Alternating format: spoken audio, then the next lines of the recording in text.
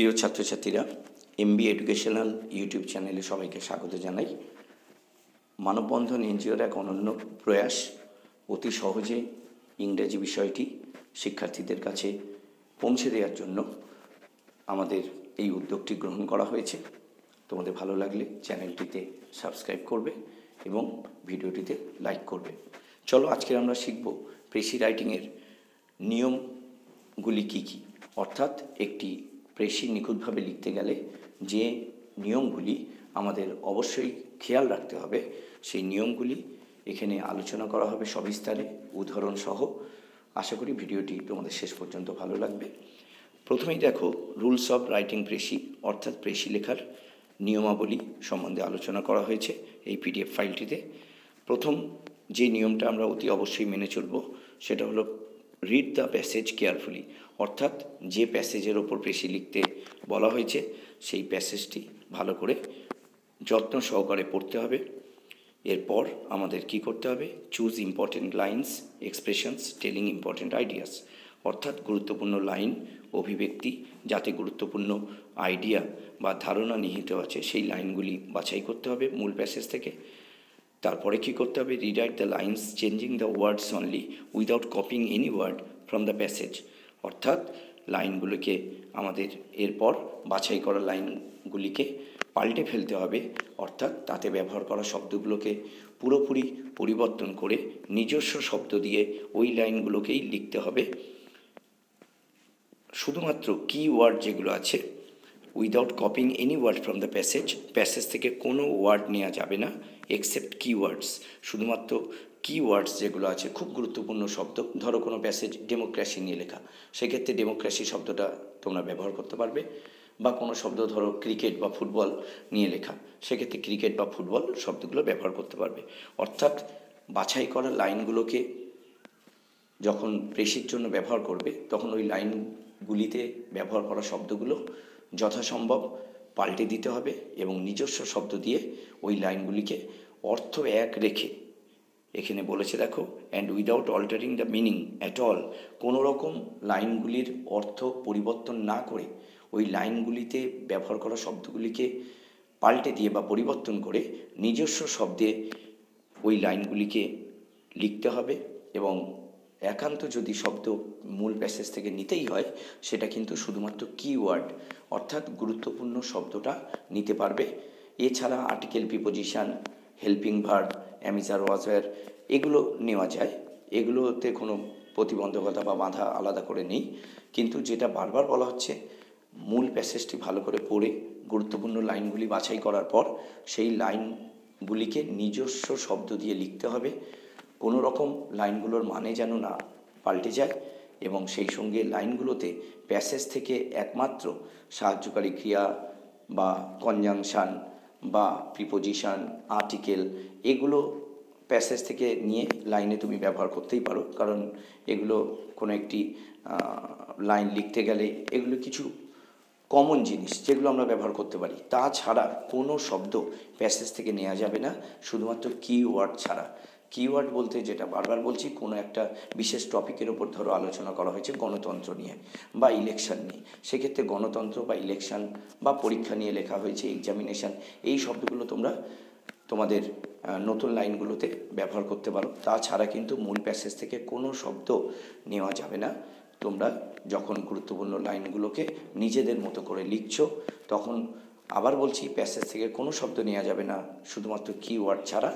তবে article, preposition, conjunction এই সমস্ত ভাষার বা ল্যাঙ্গুয়েজের যে গুরুত্বপূর্ণ কিছু পার্ট অফ স্পিচ আছে বা গুরুত্বপূর্ণ পার্ট বলতে পারো, এইগুলো তোমরা ব্যবহার করতে পারবে। এছাড়া কিন্তু কোনো শব্দ প্যাসেজ থেকে নেওয়া যাবে না। এবং বলেছে within 1/3 words of the original passage, অর্থাৎ প্রেসিটি লেখা হবে মূল প্যাসেজের 1/3 শব্দে। 1/3 শব্দ মানে হলো, ধরো মূল প্যাসেজটি 75টা শব্দে লেখা আছে, তাহলে তোমার প্রেসিটি হবে 1/3 ওয়ার্ড মানে 25টি শব্দে। কম বেশি 5টা শব্দ প্লাস মাইনাস হতেই পারে, অর্থাৎ 5টা শব্দ কম বা বেশি হতে পারে, তবে চেষ্টা করবে 2-3টে শব্দ কম বেশি রাখার। এরপর কি বলছে?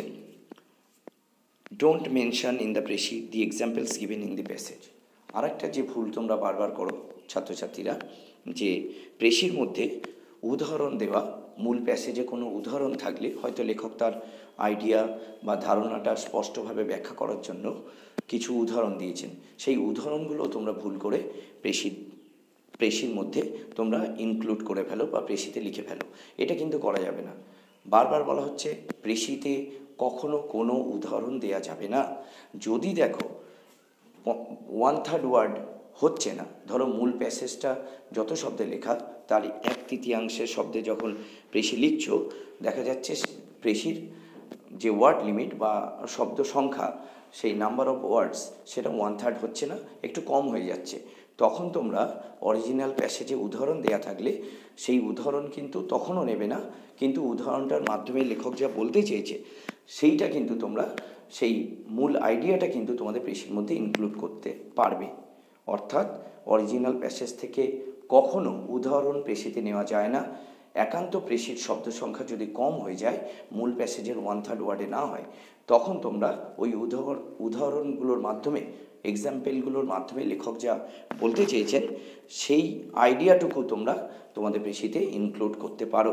তাছাড়া প্রেসি কিন্তু সবসময় মূল প্যাসেজের সবচেয়ে ভালো ভালো লাইনগুলো বাছাই করে তার উপর ভিত্তি করে লেখা হয়, এবং অবশ্যই লাইনগুলো নিজস্ব শব্দ দিয়ে লিখতে হয়, প্যাসেজ থেকে কোনো শব্দ না নিয়ে। এরপর কি বলছে, don't insert your own ideas or conclusions in the precis, rather right in the precis only what is mentioned in the original passage. এই ভুলটা কিন্তু ছাত্রছাত্রীরা অনেক সময় করে ফেলে, যে প্রেসি লিখতে গিয়ে মূল প্যাসেজটা বোঝার সময় মূল প্যাসেজে যা বলেননি লেখক সেই সিদ্ধান্ত টেনে, অর্থাৎ লেখক যা বলতে চায়নি বা বলেনি, যেটুকু বলেছে তার উপর ভিত্তি করে ছাত্রছাত্রীরা যে ভুলটা প্রায়ই করে, যে লেখক যা বলেছে তার উপর ভিত্তি করে তারা নিজেরাই সিদ্ধান্ত টানে, কনক্লুশন টানে, যে লেখক এটা বলেছে মানে এই জিনিসটা হচ্ছে বলে সেই নিজেদের সিদ্ধান্তটা তারা কিন্তু প্রেসির মধ্যে লিখে ফেলে। এটা কিন্তু মারাত্মক ভুল। মনে রাখবে, মূল প্যাসেজে লেখক যা বলেছে, যেটুকু বলেছে, তার বলা কথাগুলোকেই তোমাদের নিজের মতো লিখতে হবে। তার বলা গুরুত্বপূর্ণ কথাগুলোকে তোমাদের নিজস্ব শব্দ দিয়ে লিখতে হবে। যা বলেনি তা তোমরা সিদ্ধান্ত টেনে লিখতে পারবে না। আর লাস্ট যেটা প্রেসির ক্ষেত্রে যেটা করতেই হবে, অ্যাড এ টাইটেল। একটা টাইটেল কিন্তু প্রেসিতে দিতেই হবে to the precis in about 4 to 6 ওয়ার্ডস, অর্থাৎ 4 থেকে 6টা শব্দের মধ্যে প্রেসির কিন্তু একটা টাইটেল দিতেই হবে। এবং টাইটেল লেখার সবচেয়ে ভালো উপায় হলো আগে প্রেসিটা লিখে নাও। লিখে নেওয়ার পর যে মূল আইডিয়ার ওপর প্রেসিটা লেখা হলো বা প্যাসেজটাতে যে মূল আইডিয়া রয়েছে, যখনই তুমি মূল আইডিয়ার ওপর ভিত্তি করে প্রেসি লিখে ফেলছো, তখন তোমার মেমোরিতে বা মাথার মধ্যে কিন্তু মূল আইডিয়াটা গেঁথে গেছে। তারপর তোমরা টাইটেলটা, যদিও প্রেসির ওপরে টাইটেল যোগ করবে, কিন্তু টাইটেলটা পরে দাও, আগে প্রেসিটা লিখে ফেলো। লেখার পর দেখবে প্রেসি লিখতে লিখতে মূল আইডিয়াটা সম্বন্ধে স্বচ্ছ ধারণাও তোমার চলে আসবে মাথায়, কারণ তুমি প্যাসেজটা প্রয়োজনে একাধিকবার পড়ছো, পড়ে মূল আইডিয়া বুঝছো, বুঝে প্রেসি লিখছো। এবার প্রেসি লেখার পর সেই মূল আইডিয়ার ওপর ভিত্তি করে টাইটেলটা দেবে 4 থেকে 6টা শব্দে। এরপর কি বলছে, এরপর বলছে এক্সাম্পল উইথ এক্সপ্লানেশন বা ইলাস্ট্রেশন। অর্থাৎ আমরা চলো প্রেসির নিয়মগুলো নিয়ে তো আলোচনা করলাম, তাহলে নিয়মগুলো আরেকবার আমি বাংলায় বলে দেবো। প্রেসি লেখার সময় ভালো করে প্যাসেজটি পড়ো, মূল যে প্যাসেজের ওপর ভিত্তি করে প্রেসি লিখতে দিয়েছে। 2 নম্বরের পয়েন্টে বলছে প্রেসি লেখার জন্য যেটা করতে হবে, মূল প্যাসেজটি মনোযোগ দিয়ে পড়ার সময় গুরুত্বপূর্ণ লাইন, যাতে গুরুত্বপূর্ণ আইডিয়া বা ধারণা দেওয়া আছে সেই লাইনগুলোকে নির্বাচন করতে হবে। তারপরে বলা হচ্ছে ওই লাইনগুলোকেই নিজস্ব শব্দ ব্যবহার করে লিখে ফেলো, কোনো রকম অর্থ যেন না পাল্টায়, এবং মূল প্যাসেজের 1/3 ওয়ার্ডের মধ্যে প্রেসিটা লিখতে হবে। আচ্ছা, এরপর কি বলছে, প্রেসিতে কখনো উদাহরণ দেবে না। মূল প্যাসেজে উদাহরণ দেওয়া থাকলেও প্রেসিতে সেটা নেওয়া যাবে না। আর নিজস্ব কোনো আইডিয়া বা কনক্লুশন বা সিদ্ধান্ত জোর করে প্রেসিতে যোগ করা যাবে না। এবং সর্বশেষে বলতে হয় যেটা খুব গুরুত্বপূর্ণ, প্রেসিতে কিন্তু টাইটেল দিতেই হবে। 4 থেকে 6টা শব্দের মধ্যে টাইটেল দিলে ভালো। এরপর চলো ইলাস্ট্রেশন, অর্থাৎ এক্সাম্পল উইথ এক্সপ্লানেশন। উদাহরণ সহ ব্যাখ্যাটা একটু দেখে নিই। এখানে একটি প্যাসেজ দেওয়া হয়েছে এবং প্যাসেজটির উপর ভিত্তি করে আমাদের পেশিটা কিভাবে লেখা হচ্ছে সেটা কিন্তু তোমরা ভিডিওতেই আজকে দেখতে পাবে।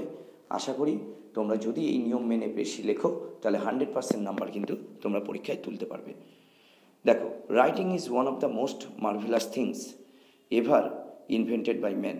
তাহলে প্রিয় ছাত্রছাত্রীরা, আমি মূল প্যাসেজটা পড়ে শোনাচ্ছি, তারপর মূল প্যাসেজের গুরুত্বপূর্ণ লাইনগুলো দেখবে আমি কিভাবে চয়েস করছি বা সিলেক্ট করছি, এবং তারপর সেই লাইনগুলোকেই নিজের মতোভাবে কিভাবে লিখছি, এবং অন্তিমে পেশিটা তৈরি হচ্ছে, অবশেষে তার টাইটেলটাও দিয়ে দিচ্ছি। দেখো, writing is one of the most marvellous things ever invented by man. অর্থাৎ লেখা হলো সবচেয়ে বিস্ময়কর জিনিসগুলির একটি, যা মানুষ আবিষ্কার করেছে কখনো, বা মানুষের আবিষ্কৃত সবচেয়ে বিস্ময়কর জিনিসগুলির মধ্যে লেখা একটি। Indeed our present civilisation depends largely upon writing. প্রকৃতপক্ষে আমাদের বর্তমান সভ্যতা লেখার ওপর বা রাইটিংয়ের ওপর ভীষণভাবে নির্ভরশীল। বাট ফর ইট, এখানে বাট ফর কথার মানে উইদাউট, মানে ব্যতীত বা ছাড়া। বাট ফর ইট অর্থাৎ রাইটিং বা লেখা ছাড়া, the Nations of the world would at this very moment know little about one another and would still be in a state of ignorance and semi-savagery. অর্থাৎ এই লেখা ছাড়া পৃথিবীর যে জাতিগুলি রয়েছে সেগুলি এই মুহূর্তেও একে অন্যের সম্বন্ধে খুব কম জানতে পারবে, এবং তারা অজ্ঞতা এবং অর্ধ স্যাভেজারি, মানে হলো যেটা আমরা ওয়াইল্ড বলি বন্য, অর্ধ বন্যতা এবং ইগনোরেন্স বা অজ্ঞতার মধ্যে বাস করবে পৃথিবীর বিভিন্ন জাতিগুলি, যেহেতু তারা একে অন্যকে কম জানতে পারবে এই লেখা ছাড়া। দেখো, রাইটিংয়ের মাধ্যমে বিভিন্ন খবর প্রকাশিত হয়, বা ডিজিটাল মিডিয়াতেও আমরা দেখেছি যে বিভিন্ন নিউজগুলো লেখার মাধ্যমে ফুটে ওঠে। তাহলে লেখা আছে বলে আমরা জানতে পারছি সারা বিশ্বে কী ঘটছে, একটা জাতি অপর জাতির সঙ্গে পরিচিত হচ্ছে। লেখা ছাড়া কিন্তু আমরা কোনো বই ছাপা হবে না। ভেবে দেখো, লেখা ছাড়া দুনিয়া কি সম্ভব? কখনো কোনো বই লেখা হবে না, কোনো নিউজ বেরোবে না। তো তার জন্যই বলছে পুরো পৃথিবীটা বা বিশ্বটা অজ্ঞতা এবং অর্ধ বন্যতার মধ্যে ঢুকে যাবে, বা বন্যতার অন্ধকারে ঘিরে যাবে যদি লেখা না থাকে। হু ওয়াজ দ্য, সেকেন্ড প্যারাগ্রাফটা পড়ছি, who was the creator of this marvellous invention. এই বিস্ময়কর আবিষ্কারটার জনক কে? কে এর স্রষ্টা? সাম কেভম্যান, মানে কে প্রথম পৃথিবীতে রাইটিং বা লেখা চালু করেছিল বা আবিষ্কার করেছিল? সাম কেভম্যান, মোস্ট লাইকলি, খুব সম্ভবত কোনো গুহা মানব। A man in appearance more like an ape, যাকে দেখতে এপ বা আদিম মানুষের মতোই বেশি। Yet a man who was filled with the desire to make some lasting record of the strange things he saw about him. তবুও বলা যায় তিনি ছিলেন এমন এক মানুষ যার মধ্যে তীব্র বাসনা ছিল যে তিনি তার আশপাশে যে যা কিছু দেখছেন সেই অদ্ভুত জিনিসগুলোকে দীর্ঘকালীনভাবে রেকর্ড করে রেখে যাওয়ার বাসনায় পরিপূর্ণ ছিলেন তিনি। তাহলে যিনি প্রথম এই লেখা আবিষ্কার করেন বা চালু করেন, তিনি নিঃসন্দেহে ছিলেন কোনো এক কেভম্যান বা আদিম মানুষ, যাকে দেখতে মানুষের মতো, কিন্তু তিনি এমন এক মানুষ ছিলেন যার মধ্যে তার নিজের অভিজ্ঞতা দীর্ঘকালীন সময়ের জন্য রেকর্ড করে রেখে যাওয়ার একটা বাসনা ছিল। This man was also the world's first artist, for the first writing was picture writing. এবং এই মানুষটিই ছিল আবার পৃথিবীর প্রথম শিল্পী, কারণ প্রথম লেখাটা ছবির মতোভাবেই লেখা ছিল বা ছবি দিয়েই লেখাটা ছিল। And took the form of pictures of the beards and stags and other animals which lived in the forests round the caveman's home. এবং এই ছবিগুলোর মধ্যে প্রথম যে ছবি ফুটে উঠেছিল তার লেখার মধ্যে বিয়ার মানে ভাল্লুক, স্ট্যাগ মানে হরিণ, এবং অন্যান্য প্রাণী যা সে দেখতে পেত তার ঘরের আশপাশে, অর্থাৎ কেভম্যান বা গুহামানব তার ঘরের আশপাশের অরণ্যে যে প্রাণীগুলোকে দেখতে পেত তাদেরকেই ছবির আকারে তাদেরকে গুহার দেয়ালে বা অন্যত্র আঁকতেন, এবং সেইভাবে তার মনের ভাবটা ফুটিয়ে তোলার বা প্রকাশ করার চেষ্টা করতেন। অর্থাৎ পৃথিবীর প্রথম লেখাটা ছিল ছবি দিয়ে লেখা, এবং তার জন্যই যিনি প্রথমেই লেখা পৃথিবীতে চালু করেন তিনি পৃথিবীর প্রথম শিল্পী বলেও তাকে ধরা যায় বা বিবেচনা করা যায়, যে তিনিই প্রথম শিল্পী যিনি লেখাটা প্রথম পৃথিবীতে চালু করেন। কারণ তখনকার সময়ে লেখা ছিল বা পৃথিবীর প্রথম লেখাটা ছবি দিয়েছিল, পুরো ছবি এঁকে এঁকে মনের ভাব মানুষ ফুটিয়ে তুলত। How do we know this? আমরা কেমনভাবে জানলাম এটা? You may ask.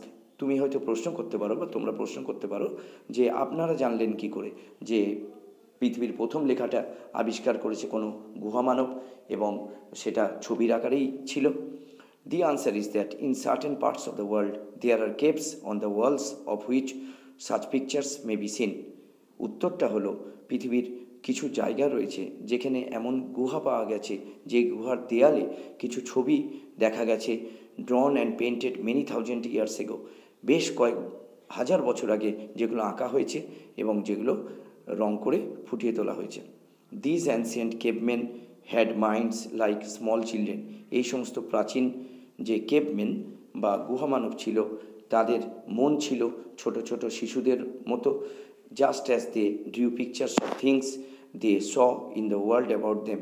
তারা যখন তাদের আশপাশে যা কিছু তারা দেখতো সেই জিনিসগুলির ছবি ফুটিয়ে তুলতো বা আঁকতো। সো টুডে যেমন আজকের বাচ্চারা করে তেমনভাবেই কিন্তু তারাও সেই শিশুদের মতোই কিন্তু তাদের আশপাশে যা কিছু দেখতো তার ছবি আঁকতো। If you give a small child pencil and paper, he will draw pictures of houses and cows and men and women long before he learns to write. দেখবে এখনকার সময়েও যদি কোনো ছোট শিশুকে পেন্সিল আর পেপার দেওয়া হয় তাহলেও কিন্তু সে কি করবে না, সে কিছু না লিখে বা প্রথম সে কিছু লেখার আগেই সে বাড়ির ছবি আঁকবে, ওই কাগজে গরুর ছবি আঁকবে, মানুষ, মহিলা মানে পুরুষ মহিলা এদের ছবি আঁকবে। অর্থাৎ কোনো শিশুকে যদি আমরা কাগজ আর পেন বা পেন্সিল দিই সে কিন্তু প্রথমে কিছু লিখবে না, সে প্রথমে কি করবে না আশপাশে সে যা কিছু দেখছে তাদের ছবিগুলো এঁকে ফেলবে। চলো, এই ছিল প্যাসেজ। 219 ওয়ার্ডসের মধ্যে প্যাসেজটা লেখা, 219টা ওয়ার্ড, তাহলে 1/3 ওয়ার্ড মানে 73টা করে আসছে, মানে আমরা 3 দিয়ে ভাগ করব 219কে, 73টা শব্দ আমাদের প্রেসিতে আসবে। এবং এই শব্দ 73টা শব্দের মধ্যে টাইটেলের শব্দগুলো কিন্তু ইনক্লুড করা যাবে না। টাইটেলের শব্দ যে 4টে থেকে 6টা সেটা আলাদা, আর এই যে প্যাসেজের যে 73টা শব্দ সেটা আলাদা। চলো, তাহলে আমরা দেখলাম 73টা শব্দে মূল পেশিটা লিখতে হবে। এবং কী নিয়ে লেখা এই প্যাসেজটা লেখা হয়েছে রাইটিং বা লেখার গুরুত্ব এবং তার আবিষ্কার নিয়ে, কিভাবে লেখার মাধ্যমে পৃথিবীতে সভ্যতা ছড়িয়ে পড়ে এবং প্রথম সেই লেখা কে বা কারা চালু করে বা ইন্ট্রোডিউস করে। চলো, আমরা এই প্যাসেজটার মধ্যে গুরুত্বপূর্ণ লাইনগুলো এবার আমরা বাছব। Most important lines or expressions from the original passage and how they are rewritten without changing the meaning. সবচেয়ে গুরুত্বপূর্ণ লাইন এবং অভিব্যক্তি অরিজিনাল প্যাসেজ থেকে নেওয়া হলো এবং দেখো কিভাবে সেগুলোকে পুনরায় লেখা হচ্ছে নিজস্ব শব্দ ব্যবহার করে, উইদাউট চেঞ্জিং দ্য মিনিং, অর্থের কোনোরূপ পরিবর্তন ছাড়াই। প্রথম আসছে 1 নম্বরে, writing is one ... by man. অর্থাৎ আমরা প্রথম সবচেয়ে গুরুত্বপূর্ণ লাইন হিসেবে পেয়েছি writing is one of the most marvellous things ever invented by man. এই লাইনটা সবচেয়ে গুরুত্বপূর্ণ লাইন হিসেবে প্রথম আমরা পেয়েছি বা মনে করেছি। তাহলে চলো এই লাইনটাকে আমরা নিজেদের মতো লিখে ফেলি। রাইটিং, এই রাইটিং শব্দটা কিন্তু মূল প্যাসেজ থেকে নিলাম, কারণ আমি প্রথমেই বলেছি ভিডিওর শুরুর দিকে কি ওয়ার্ড হলে নিতে পারবে যেটা নিয়ে প্যাসেজটা লেখা। যেহেতু প্যাসেজটা লেখা রাইটিং নিয়ে, তাই আমরা কিওয়ার্ড হিসাবে রাইটিংটাকে নিয়ে নিলাম। তাহলে writing is one of the most marvellous things ever invented by man, এই লাইনটাকে আমরা নিজেদের মতো কি লিখলাম, writing is a very wonderful human creation. দেখো আমরা মার্ভেলাসকে সিনোনিম দিয়ে রিপ্লেস করেছি ওয়ান্ডারফুল বলে, আর ইনভেন্টেড বাই ম্যানটাকে করে দিয়েছি হিউম্যান ক্রিয়েশন, আর যেটা মোস্ট বলেছি আমরা ওটা ভেরি বলেছি। Writing is a very wonderful human creation. এবং নিচে দেখো আমরা যে প্রেসিটা লিখেছি সেই প্রেসিতেও কিন্তু প্রথম লাইন হিসেবে আমরা এই লাইনটাকেই লিখলাম, writing is a very wonderful human creation. এরপর কি আসছে পরে ইম্পর্টেন্ট লাইন কোনটা, আওয়ার প্রেজেন্ট সিভিলাইজেশন। চলো একটু দেখে নিই। আওয়ার প্রেজেন্ট সিভিলাইজেশন, শুধু ইন্ডিড কথাটা বাদ দিয়ে দ্বিতীয় লাইনটাকেও গুরুত্বপূর্ণ ধরা হয়েছে, our present civilisation depends largely upon writing. তাহলে চলো এই লাইনটাকে আমরা কীভাবে লিখছি, প্রেজেন্ট সিভিলাইজেশনটাকে বলছি মডার্ন সিভিলাইজেশন। দেখো আবার সিভিলাইজেশন কথাটা যেহেতু কিওয়ার্ড তাই এটাকে আমরা নিয়েছি, প্রেজেন্টটাকে আমরা মডার্ন দিয়ে রিপ্লেস করেছি সিনোনিম দিয়ে, মডার্ন সিভিলাইজেশন। এবার ওখানে ডিপেন্ডস আছে, আমরা ডিপেন্ডসটাকে করে দিয়েছি রিলাই, তাহলে রিলাইজ হেভিলি, ওখানে দিয়েছে লার্জলি আমরা দিয়েছি হেভিলি বা ইমেন্সলিও দিতে পারতে, অন ইট ওখানে দিয়েছি অন রাইটিং, আমরা দিয়েছি অন ইট। তাহলে ও দ্বিতীয় লাইনটাকে আমরা আমাদের মতো লিখে ফেললাম, অথচ অর্থটা একই আছে, শুধু সিনোনিম দিয়ে আমরা পাল্টে দিলাম।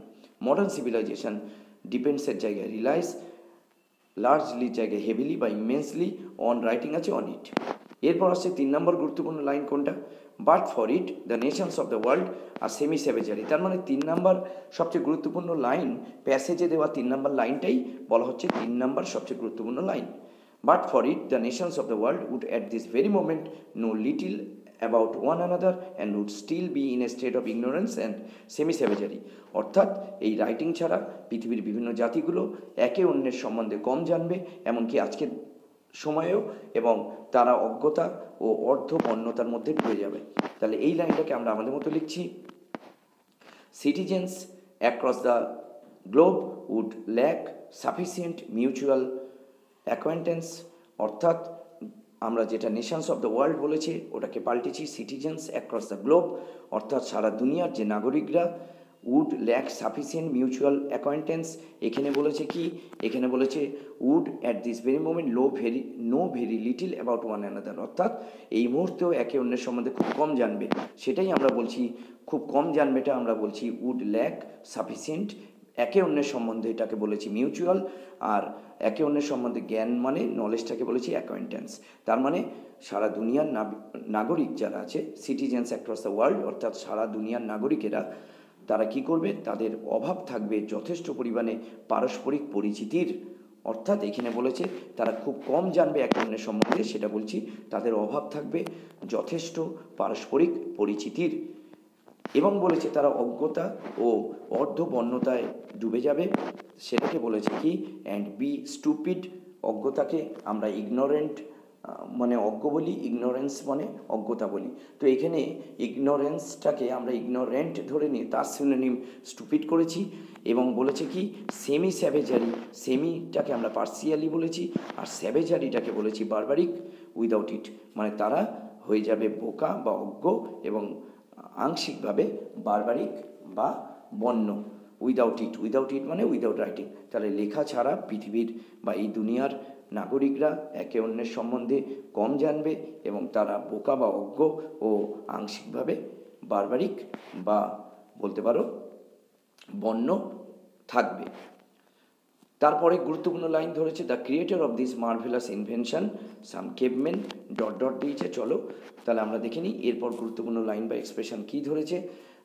The creator of this marvellous invention, দ্বিতীয় প্যাসেজের প্রথম লাইনটা, দ্বিতীয় প্যারাগ্রাফের বা সেকেন্ড প্যারাগ্রাফের প্রথম লাইনটা ধরেছে গুরুত্বপূর্ণ, শুধু হু হাসটা বাদ দিয়েছে। The creator of this marvellous invention এটা নিয়েছে। তারপর some caveman most likely a man in appearance more like an ape, অর্থাৎ বলতে চেয়েছে কে এই রাইটিংটা আবিষ্কার করেছে, কোনো গুহা মানব খুব সম্ভবত, এবং যাকে দেখতে এপ বা আদিম মানুষের মতো ছিল, মানে আদিম গুহা মানবই এটা আবিষ্কার করেছে এটা বলতে চাইছে, এবং যার মধ্যে ইচ্ছা ছিল তার আশপাশের যে অদ্ভুত জিনিসগুলো সে দেখছে সেগুলোকে দীর্ঘকালীন সময়ের জন্য রেকর্ড করে রেখে যাওয়ার বা স্টোর করে সঞ্চয় করে রেখে যাওয়ার তার মধ্যে বাসনা ছিল। তাহলে এই লাইনটা গুরুত্বপূর্ণ বলেছে অবশ্যই। রাইটিংটা কী করে আসছে দেখো, বা আবিষ্কার হচ্ছে কীভাবে, আমরা বলছি দি অরিজিন অফ রাইটিং। তাহলে এখানে creator of this marvellous invention বলেছে, আমরা এটাকে বলছি ক্রিয়েটার না বলে বলছি দি অরিজিন অফ রাইটিং। তাহলে প্যাসেজে বলেছে এই অদ্ভুত আবিষ্কারটার জনক হলো কোনো গুহা মানব, যাকে দেখতে মানুষের মতো, কিন্তু যার মধ্যে বাসনা ছিল তার অভিজ্ঞতাকে সঞ্চয় করে বা স্টোর করে বা রেকর্ড করে রেখে যাওয়ার, সেটাকেই আমরা বলছি দি অরিজিন অফ রাইটিং। লেখার যে উৎপত্তি বা উৎস is attributed to an ardent caveman. এই রাইটিংয়ের যে অরিজিন বা উৎপত্তি, এটা আমরা এর শ্রেয় বা ক্রেডিট আমরা দিতে পারি কোনো আর্ডেন্ট মানে আগ্রহী বা উৎসাহী কেভম্যান বা গুহামানবকে, রিজেম্বলিং এ প্রাইমেট, যাকে দেখতে এপ মানুষের মতো ছিল। এপের সিনোনিম হলো প্রাইমেট, এবং ডিজায়ারের পরিবর্তে আমরা আর্ডেন্ট বলেছি, যার তীব্র বাসনা ছিল, সেটাই বলছি তীব্র বাসনাযুক্ত কোনো আদিম মানুষকেই এই রাইটিংয়ের উৎস হিসেবে ধরা হয়, বা রাইটিংয়ের যে অরিজিন সেই উৎসের ক্রেডিট বা যেটা শ্রেয় বলে, মানে এর যে ক্রেডিটটা দেওয়া হয় কোনো উৎসাহী কেভম্যান বা আদিম মানুষকে, যাকে দেখতে প্রাইমেট বা এভ মানুষের মতো, তাহলে লুকিং ইন অ্যাপিয়ারেন্স বলেছি, ওটা আমরা রিজেম্বলিং বলেছি, এভ বলেছি, আমরা প্রাইমেট বলেছি।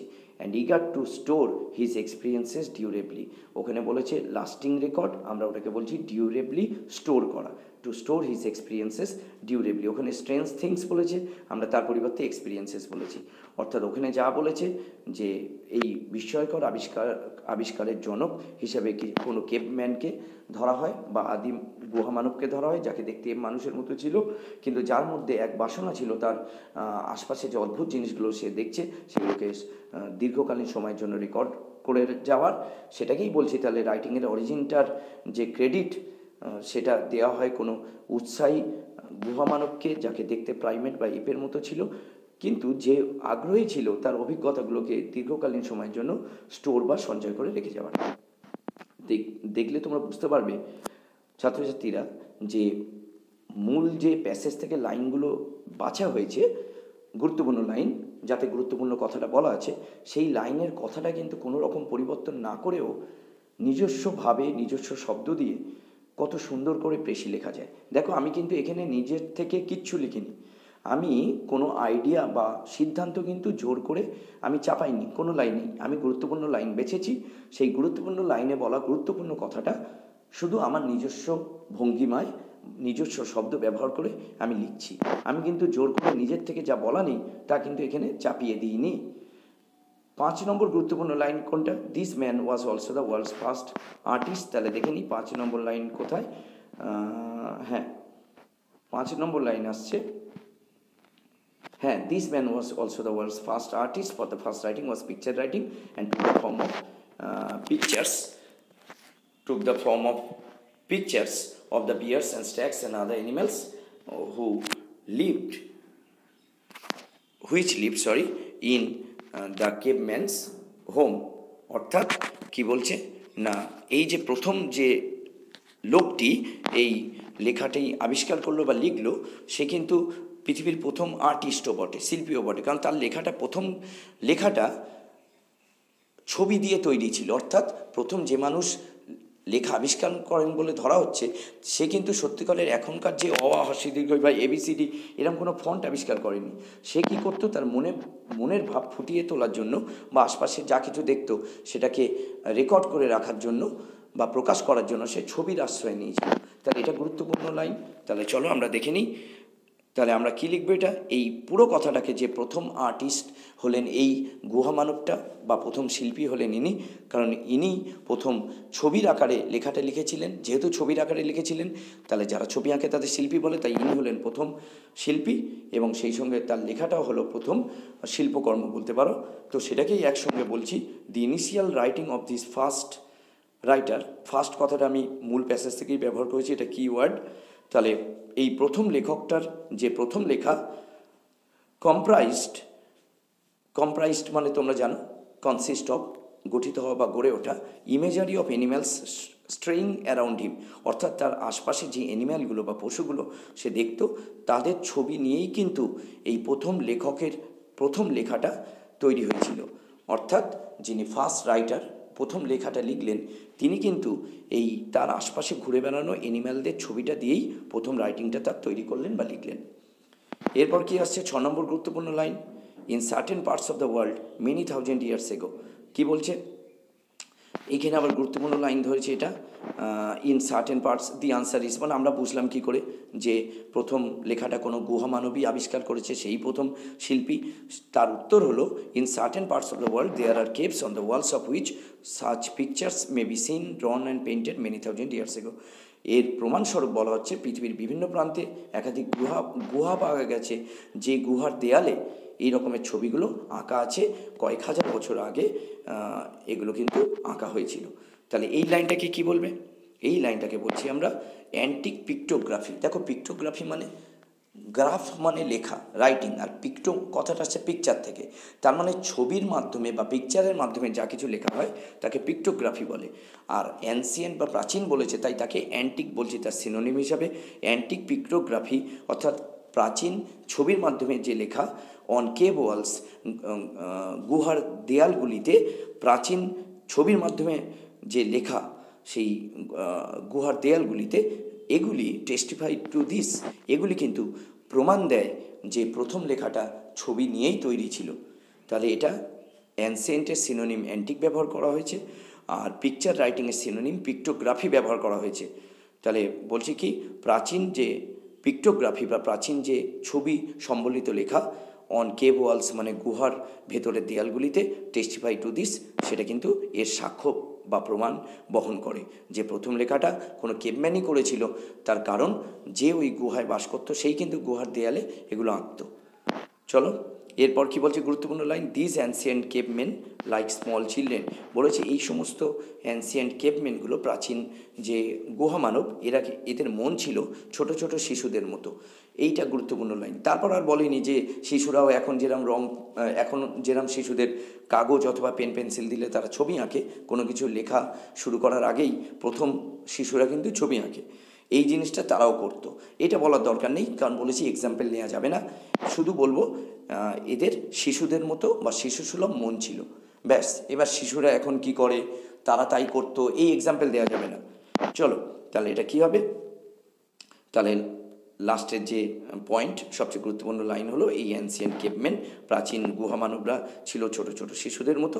তাহলে এটা কি হবে, this cavemen had child like innocence, অর্থাৎ ডাইরেক্ট চাইল্ড না বলে চাইল্ড লাইক ইনোসেন্স, মানে শিশু সুলভ এক সরলতা এই কেভম্যানগুলোর ছিল।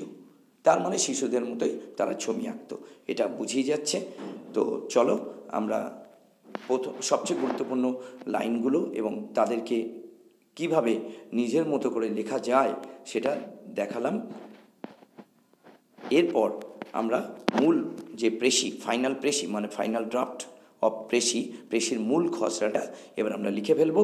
কিচ্ছু না, আমরা এখানে বেছে নেওয়া লাইন এবং লাইনগুলোকে নিজের মতো করে যেভাবে লিখেছি সেই নিজের মতো করে লেখা লাইনগুলো পরপর বসিয়ে দেবো, দিলেই কিন্তু প্রেসি তৈরি হয়ে যাবে। দেখো, writing is a very wonderful human creation, এটা 1 নম্বর পয়েন্টে আমরা নিজেদের যে লাইনটা, মানে আমরা 1 নম্বর পয়েন্টে যে লাইনটা বেছেছিলাম প্যাসেজ থেকে, সেটাকে নিজেদের মতো করে যেটা লিখেছিলাম, writing is a very wonderful human creation, সেটাই লিখেছি। তারপর মডার্ন সিভিলাইজেশন, ঠিক দেখো লেখা আছে modern civilization realise heavily on it, সেটা দিয়েছি। Citizens across the globe would lack sufficient mutual acquaintance and be stupid and partially barbaric without writing, সেটা কিন্তু এখানে লেখা আছে। বারবারিক উইদাউট ইট আছে, আমরা রাইটিং লিখেছি, ওটা ইটও রাখতে পারতে অসুবিধা নেই। তার মানে বাছাই করা লাইন এবং লাইনগুলোকে নিজস্বভাবে যেভাবে লিখেছো সেই নিজের লেখা লাইনগুলো এবার তুমি লিখছো। দি অরিজিন অফ রাইটিং, তারপরের লাইনটা, it's attributed to an ardent caveman বা to some ardent caveman resembling a primate and eager to store his experiences durably। যখন আমরা আমাদের মতো করে লেখাগুলো প্রেসিতে লিখছি, দু একটা শব্দ পাল্টেছে, সেটা না পাল্টালেও চলে। এটা ধরো ওপর থেকে কপি করতে গিয়ে দেখা যাচ্ছে যে যেটা নিজেদের মতো করে লাইনগুলো লেখার সময় যে শব্দ দিয়েছি, দু একটা শব্দ প্রেসি লেখার সময় যেহেতু মানানসই, মানে নিজেদের মতো করে লেখা লাইনে থাকা শব্দ এবং প্রেসিতে দু একটা শব্দ যে চেঞ্জ দেখতে পাচ্ছ তোমরা, যেমন ওখানে অ্যান আর্ডেন্ট কেভম্যান ছিল, আমরা এখানে সাম দিয়েছি, এটা লেখার সময় জাস্ট কপি করার সময় হতে পারে, কিন্তু যেহেতু এটাও সাম আর অ্যানটা এখানে মানানসই হচ্ছে তাই কোনো অসুবিধা নেই, তোমরা অ্যানও লিখতে পারতে, সামও লিখতে পারবে। Resembling a primate and eager to store his experiences durably, এটা হয়ে গেল। তারপর পরের যে গুরুত্বপূর্ণ লাইন ছিল, the initial writing of this first writer comprised imagery of animals around him, তাই লেখা হয়েছে। অ্যারাউন্ডটা রাউন্ড লেখা হয়েছে, এই নিয়ে কিছু ভাববে না, রাউন্ড অ্যারাউন্ড দুটোর মানে একই। তার মানে যখন তুমি কপি করছো দু একটা শব্দ চেঞ্জ হতেই পারে, তার সিনোনিম হিসাবে হয়তো অন্য কোনো শব্দ লিখলে তাতে অসুবিধা নেই কোনো, কারণ তুমি পরীক্ষার হলে তো আর এই অরিজিনাল মানে লাইনগুলো পাল্টে যে লাইন লিখছো সেটা তো আর পরীক্ষার হলে এইভাবে লিখে দেখাতে হবে না। এটা তোমাকে প্রেসিস শেখানোর জন্য দিলাম এই লাইনগুলো যে কিভাবে পাল্টানো হচ্ছে। প্রথমে প্যাসেজটা ভালো করে পড়লাম, তারপর গুরুত্বপূর্ণ লাইন আমরা 7খানা খুঁজে পেলাম, লাইন বা সেন্টেন্স, সেই 7টা লাইনকে কিন্তু আমরা আমাদের মতোভাবে নিজস্ব ভঙ্গিমায় নিজস্ব শব্দ ব্যবহার করে লিখে ফেললাম। শুধু দু একটা শব্দ মূল প্যাসেজ থেকে নেওয়া হয়েছে, সেটা কিওয়ার্ড বলে। আচ্ছা, প্রেসির লাস্ট লাইন যেটা ছিল, দি অ্যান্টিক পিক্টোগ্রাফি ইন কেভস টেস্টিফাইস টু ইট, বলছে কেভস বা গুহায় দেয়ালে যে প্রাচীন পিক্টোগ্রাফি দেখা যায়, মানে ছবিসহ লেখা বা ছবি সম্বলিত লেখা, এগুলো কিন্তু প্রমাণ দেয় এই মানে লেখার যে অরিজিনটা এটা যে কোনো কেপম্যানের মাধ্যমেই হয়েছে এইটা কিন্তু তার প্রমাণ দেয় এখানে। আর একটা জিনিস দেখবে, এখানে দুটো লাইনকে এক করা হয়েছিল। The initial writing of this first writer comprised imagery of animal strain around him. এই জায়গাটা লক্ষ্য করো, তোমাদের বলা হয়নি। এই জায়গায় কিন্তু দুটো লাইনকে আমি এক জায়গায় করেছিলাম, মানে আমাদের নিজস্বভাবে লেখা দুটো লাইনকে এক করতে হয়েছিল শব্দ সংখ্যা একটু কমানোর জন্য। কারণ 73টা শব্দে 219 শব্দে যদি মূল প্যাসেজ হয়, 73টা শব্দ বা 1/3 ওয়ার্ডে যেহেতু সেটা লেখার কথা, আমরা দেখছি 73টা শব্দের থেকে অনেক বেশি হয়ে যাচ্ছিলো, তাই দুটো লাইনকে আমরা এক করে দিয়েছি। সেটাও করতে পারবে, the initial writing of this first writer. এবার এইখানে আমি দিয়েছি হ্যাভিং চাইল্ড লাইক ইনোসেন্স, তারপর কম্প্রাইজ দিয়েছি। তার মানে কম্প্রাইজডের আগে আমরা ওই যে লাস্ট লাইনটা ছিল this caveman had child like innocence, ওটাকে করে দিয়েছি, হ্যাডটাকে হ্যাভিং করেছি, চাইল্ড লাইক ইনোসেন্স বলে রাইটারের গায়ে এটা লাগিয়ে তারপর বলছি comprised imagery of animals straying around বা রাউন্ড হিম। আর তারপর যেটা লাস্ট আসছে antique pictography on cave walls testify to this, এখানে টেস্টিফাইস টু দিস হবে। তো দেখো উত্তরে কিন্তু টেস্টিফাইস টু ইট আছে বা টু দিস যা লিখবে অসুবিধা নেই, দিস বাই ইট। কিন্তু যেটা হয়েছে এখানে যে পয়েন্টটা, মানে আমরা যখন বাছাই করা লাইনগুলো নিজস্ব ভঙ্গিমায় লিখছিলাম, তখন দেখো 6 নম্বর পয়েন্টে antique pictography on cave walls testify to this হয়ে গেছে পিডিএফ ফাইলটায়, এটা টেস্টিফাইস হবে। কারণ পিক্টোগ্রাফিটা হলো হেডওয়ার্ড বা কর্তা, সিঙ্গুলার নাম্বার, তাই টেস্টিফাইটা টেস্টিফাইস হবে। থার্ড পার্সন সিঙ্গুলার নাম্বার কর্তা হলে ভার্বের সঙ্গে এস বাই এস যোগ করে, সেটা কিন্তু উত্তরে আমরা করেছি। In case testifies to it, testify to মানে প্রমাণ দেওয়া বা সাক্ষ্য বহন করা। তাহলে আমরা দেখতে পেলাম প্রেসিটা 75 ওয়ার্ডসে হয়ে গেছে, কিচ্ছু না। ভালো ভালো লাইন আমরা প্রথমেই বেছে নেব, যে কোনো প্রেসি লেখার সময় মূল প্যাসেজ থেকে ভালো ভালো লাইনগুলো পড়ে পড়ে বেছে নেব, তারপর সেই লাইনগুলোকেই সিনোনিম দিয়ে বা নিজস্ব ভঙ্গিমায় সিনোনিম ব্যবহার করে লিখে ফেলবো, এবং সেই লিখে ফেলা লাইনগুলো পরপর বসালেই তৈরি হয়ে যাচ্ছে আমাদের প্রেসি। এবার এর টাইটেলটা দেখো, টাইটেলটা বলেছে 4 থেকে 6টা শব্দের মধ্যে দেবে। প্রথমে প্রেসি লিখে তারপর টাইটেল দিলে সুবিধা আছে। প্রথমে প্রেসি লেখার সময় যেহেতু তুমি গুরুত্বপূর্ণ আইডিয়াটা ভালো করে বুঝে যাচ্ছ, বুঝে প্রেসিটা লিখছো, প্রেসি ভালো করে লিখতে পারছো মানে তার টাইটেলও ভালো দিতে পারবে। প্রথমেই টাইটেল, আমরা প্রেসির টাইটেল প্রেসির মাথায় দেয়, সেটা নিয়ে আমি কিছু বলছি না। আমি বলছি টাইটেলটা প্রথমে প্রেসিটা লিখে নিয়ে মূল আইডিয়াটা ভালো করে যখন বোধগম্য হয়ে গেছে তোমার, তখন টাইটেলটা লেখা ভালো। টাইটেল তো অবশ্যই প্রেসির মাথায় বা উপরে লিখবে, কিন্তু সেটা লাস্টে লেখো। তো চলো আমরা মূল আইডিয়া যেটা বুঝলাম, প্রেসির টাইটেলটা কী হবে না, পুরো প্যাসেজটা লেখা হয়েছে রাইটিং বা লেখা এবং তার অরিজিন আর সিগনিফিক্যান্স নিয়ে, অর্থাৎ তার উৎপত্তি এবং তার সঙ্গে সিগনিফিক্যান্স বা তাৎপর্য নিয়ে। তাহলে এই টাইটেলটা হবে রাইটিং, অরিজিন অ্যান্ড সিগনিফিক্যান্স, অর্থাৎ এই প্রেসিটা লেখা হয়েছে বা প্যাসেজটা লেখা হয়েছে রাইটিং বা লেখনী এবং তার উৎপত্তি ও তাৎপর্য নিয়ে। তাহলে দেখতে পেলে পুরো প্যাসেজ বা প্রেসিটা লেখা হয়েছে লেখনী বা লেখা এবং তার উৎপত্তি ও তাৎপর্য নিয়ে। আমাদের প্রেসির টাইটেল হলো তাই origin and significance of writing, বা আমরা লিখেছি রাইটিং কোলন দিয়েছি অরিজিন অ্যান্ড সিগনিফিক্যান্স। তোমরা এইভাবেও লিখতে পারতে, দি origin and significance of writing, এইভাবেও লিখতে পারতে। তো চলো, আশা করি তোমাদের ভালো লাগবে এই মডেল উত্তরটা পেয়ে, মানে কীভাবে প্রেসি লেখা উচিত। এবং ভিডিওটি ভালো লাগলে তোমরা অবশ্যই এটাকে সাবস্ক্রাইব আর লাইক করে রাখবে। এরকম খুব ভালো ভালো ভিডিও তোমরা পেতে থাকবে মানববন্ধন এনজিওর তরফে। ভালো থেকো সবাই।